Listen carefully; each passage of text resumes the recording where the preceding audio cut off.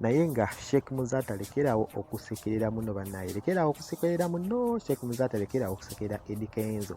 Kale newankubadde nga yalumbyemu ku munnaawo naye Sheikh Muzata lekerawo okusekerera Eddy Kenzo, naye nga teweerabira atanaba ku subscribinga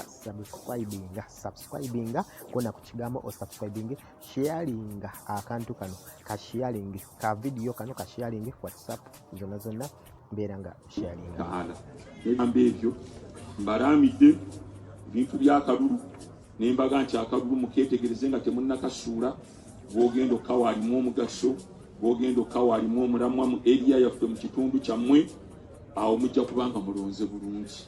Naye ebyo mbagamba ku leve eno eri ewala liwanene waggulu eyo sirinayo bigambo eyo buli omu atuule agenda alabe kiki ekigwanidde akole ekyo kyanaaba akoze, kubanga bwe ŋŋamba nti mbagambe kiri baga nti mwamuwulidde Muzata owulidde kwenda leeta yeye.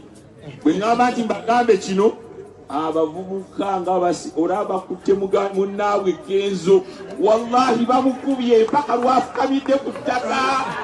Kali ebigambo tubyogera tubikola ki? Tubyegendereza osamwasama Mungu ne bakwabya otaddeyo kutambula mu nsi. Salamu alaikum wa rahmatullahi wa barakatuh.